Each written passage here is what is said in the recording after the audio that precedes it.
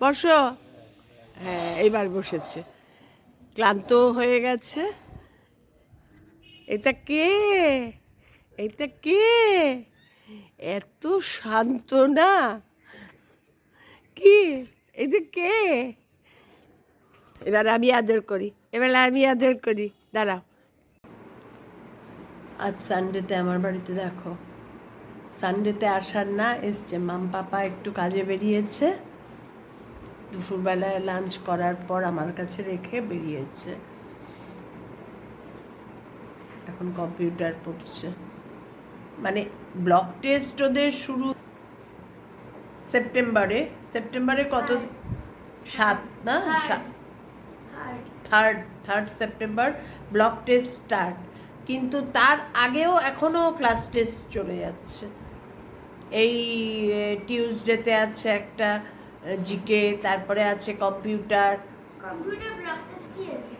এটা computer block টেস্টের না এর মধ্যে আছে? আচ্ছা, 3rd সেপ্টেম্বর। আচ্ছা আচ্ছা, যাই হোক, এই পড়াগুলো সব রেডি করতে হবে না? মানে কোনটা ছেড়ে কোনটা পড়াবো? ব্লক টেস্ট পড়াবো না ক্লাস ওয়ার্কের পড়াবো? বলো না, পাগল হয়ে যাচ্ছে। তার সঙ্গে আছে ওদের প্রচুর অ্যাক্টিভিটিস।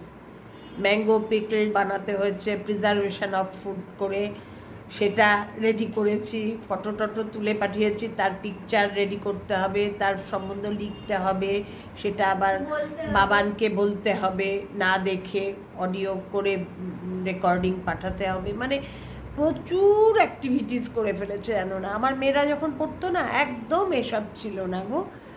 ওদের শুধু পড়া পড়া পড়া, এইসব থাকলে আমার পক্ষে এত সম্ভব হতো না দুজনকে। কারণ আমার কর্তা তো এইসব কিছু দেখতে পারেনি, কমপ্লিট আমার করতে হয়েছে। মেয়েদের পড়ানো, কোথায় পড়বে, মেয়েদের ড্রাইভিং শেখানো, মেয়েদের সুইমিং শেখানো, সব আমি। কোথায় কার সঙ্গে কন্ট্যাক্ট করে কোথায় নিয়ে যাওয়া, মানে ভাবতে পারবে না ওদের পেছনে যে আমি কী এফোর্ট দিয়েছি।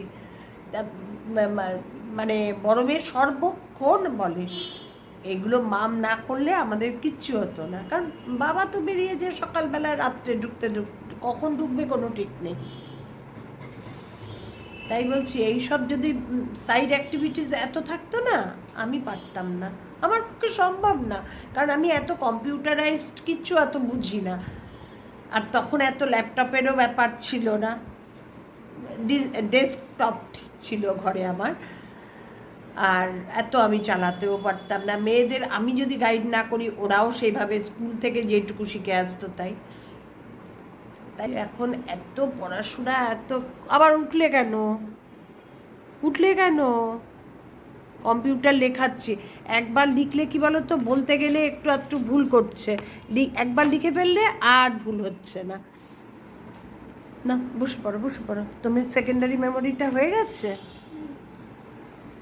ঠিক আছে, একটু বাবানকে দেখিয়ে দিলাম।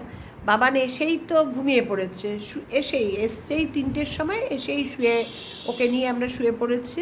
তারপরে এই ঘুম থেকে উঠলো, উঠে একটু টুকটাক খেলো, খেয়ে দিয়ে পড়তে বসে গেছে।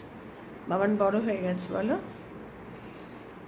আর এবার মা ফোন করেছিল, আসবে, এসে নিয়ে যাবে। কালকে মর্নিং থেকে তো আবার স্কুল, এই জন্য সানডেতে আমার এখানে আসেই খুব কম। ঠিক আছে বাবান, একটু টাটা করো।